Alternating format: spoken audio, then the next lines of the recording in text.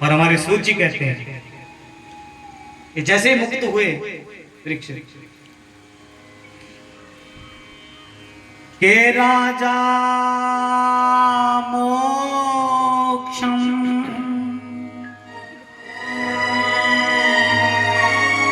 अब हमारे सूत जी कहते हैं कि बड़े भाव से जब कथा सुनाई सुखदेव जी ने और उतने ही भाव से सुनी परीक्षित जी ने, तो कहने लगे कि शौनक के राजा मोक्षम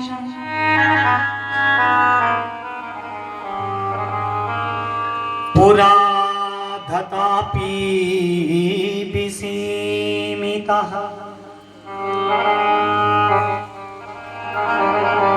धतापि नाम है ब्रह्मा जी का। राजा मोक्षम तथा भिक्ष्य पुरा धतापि विसीमितः,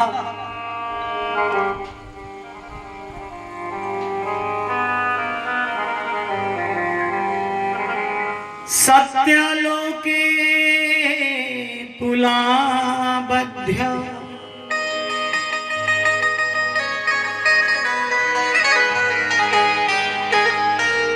तोल्यत तत् साधना।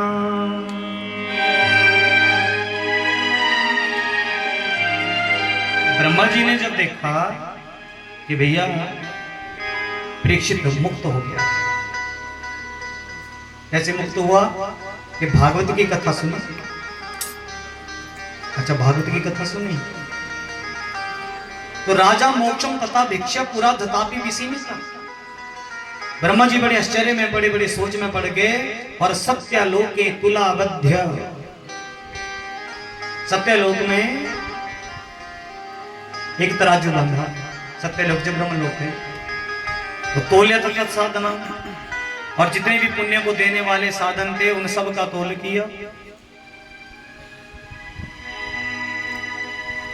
तो सूत जी कहते हैं कि उन सब साधनों में ये श्रीमद् भागवत पुराण सबसे भारी निकला। बोलिए भागवत भगवान की। तो सूत जी कहते हैं कि हे शौनक, ऐसी भागवत जी की महिमा है। शौनक जी ने सुना और शौनक जी हाथ जोड़ते हैं और कहते हैं कि गुरुदेव, अगर ये भागवत की कथा इतनी बहुमूल्य है तो गुरुदेव आप हमें भागवत की कथा ही सुनाइए। सूत जी कहते हैं शौनक, ये भागवत की कथा इतनी बहुमूल्य है जिसके श्रवण से भगवान के चरणों में अगर प्रीति हो जाए तो मृत्यु तो आनी है, लेकिन जो मृत्यु का दुख है उससे हम जरूर बच जाएंगे। ऐसी कथा है।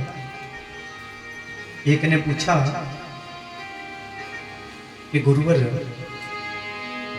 पितरों की मुक्ति के लिए, पितरों की मुक्ति के लिए भागवत जी का ही पारायण क्यों? शिव पुराण की कथा सुनेंगे तो नहीं बात बनेगी, रामायण की कथा सुनेंगे तो बात नहीं बनेगी, भागवत जी का ही पारायण क्यों है? हमारे सूत जी कहते हैं कि हे ऋषियों, भागवत जी का पारायण इसलिए है, एतस्मात् परम किंचित मनै शुद्धै न विद्यते। भागवत जी का पारायण इसलिए है, ये तस्मात् परम किंचित मनै शुद्धै न विद्यते, इस मन को शुद्ध करने वाला भागवत जैसा और कोई दूसरा साधन नहीं है। बोलिए भागवत भगवान की। ऐसा कोई साधन हमें नहीं दिखता। मन की शुद्धि बहुत जरूरी है। शौनक जब अधिकार होता है तब हमें कथा सुनने को मिलती है। और ये कथा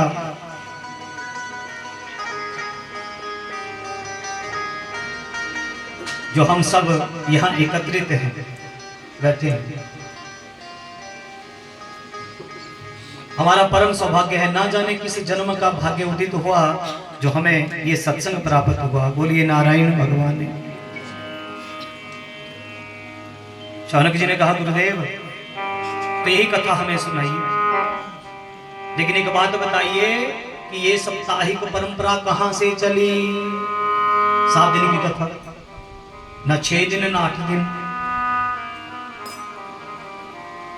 ये कथा कहां से चली?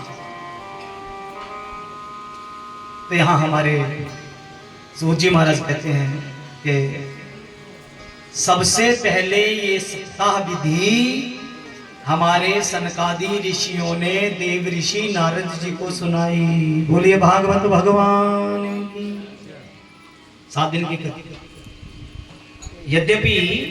यद्यपि जो नारद जी थे वो अपने पिता ब्रह्मा जी से ये भागवत की कथा पहले सुन चुके थे। बोले जय श्री कृष्ण।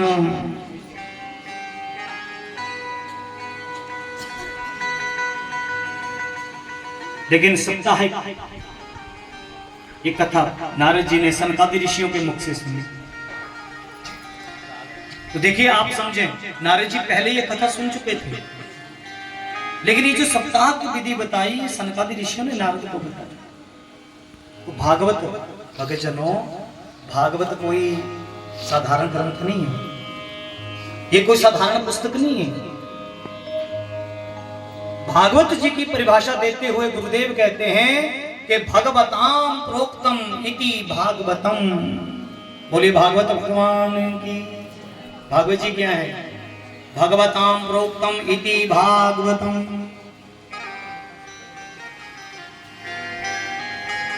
भागवत क्या है? जो भगवान जी ने अपने मुख से कहा है, जो नारायण जी ने अपने मुख से कहा, वो भागवत है। भगवताम प्रोक्तम इति भागवतम। तो सबसे पहले नारायण जी ने, देखो सबसे पहले जो वक्ता हैं भागवत जी के वो कौन है? श्री नारायण जी। बोलिए नारायण भगवान की। प्रथम वक्ता नारायण जी। तो प्रथम श्रोता कौन है? प्रथम वक्ता तो हो गए हमारे नारायण जी। तो प्रथम श्रोता कौन है? नारायण जी ने सबसे पहले ये कथा किसको सुनाई? नारायण तो सर्व प्रथम वक्ता। भक्तजनों, नारायण जी ने सबसे पहले ये भागवत ब्रह्मा जी को सुनाई, जिसे कहते हैं हम चतुश्लोकी भागवत। 4 श्लोकों में ब्रह्मा जी को ज्ञान दिया नारायण जी। ब्रह्मा जी ने ये कथा सुनी और फिर ब्रह्मा जी ने ये सुनाया आगे जाके नारद जी को, अपने पुत्र नारद। नारद जी ने ये कथा सुनी, फिर नारद जी ने ये कथा सुनाई व्यास जी को। व्यास जी ने ये कथा सुनी, फिर व्यास जी ने विस्तार किया। व्यास का अर्थ होता है विस्तार। पहले जो 4 श्लोक, जिसे हम चतुश्लोकी भागवत कहते हैं, वैसे मैंने कल भी बताया था व्यास जी का वैसे नाम था, 17वां अवतार था भगवान का व्यास जी के रूप में। सारे अवतारों में 17वां अवतार। तो व्यास का अर्थ होता है विस्तार। वैसे इनका नाम था कृष्ण द्वैपायन। तो फिर इन्होंने विस्तार किया और फिर 12 स्कंध, 335 अध्याय और 18,000 श्लोक, इति संपूर्ण श्रीमद् भागवत महापुराण। अब जब व्यास जी ने इसका विस्तार किया तो फिर इस भागवत जी की कथा को सुनाया अपने पुत्र सुखदेव जी को, अध्ययन करवाया। सुखदेव जी ने ये कथा सुनी, अध्ययन किया भागवत जी का, और फिर सुखदेव जी ने आगे चल के कथा सुनाई गंगा नदी जी के किनारे परीक्षित को। और परीक्षित को जब हमारे सुखदेव जी कथा सुना रहे थे तो वहां बैठे थे हमारे श्री सूत जी महाराज, वो भी थे वहां। सुखदेव तो परीक्षित को कथा सुना रहे थे, बड़े ऋषिगण वहां इकट्ठे हुए थे। सूत जी ने ये कथा सुनी। फिर सूत जी ने जब ये कथा सुनी तो सूत जी ने आगे ये कथा सुनाई नैमी शरण्य पे शौनकादि ऋषियों की। उन ऋषियों ने सुनी और उन ऋषियों ने ये कथा सुनाई आगे। फिर उन्होंने सुनी, फिर उन्होंने सुनाई आगे। इस प्रकार चलती चलती इस धरती पे परंपरागत कथा हुई और ये भगवत वाणी चलते चलते भक्तजनों आज भक्तों के घर में, आज यहाँ आपके गांव चमनेड में मास्टर श्री प्रेमचंद जी की गृहस्थ के बीच में लगी है। बोलिए भागवत भगवान की। इस प्रकार ये कथा हम सबको मिली है। तो भागवत कोई साधारण ग्रंथ नहीं है, कोई साधारण पुस्तक नहीं है। ये नारायण जी की वाणी है। भगवताम प्रोक्तम इति भागवतम, जो हमारे नारायण जी ने कहा है वो भागवत है।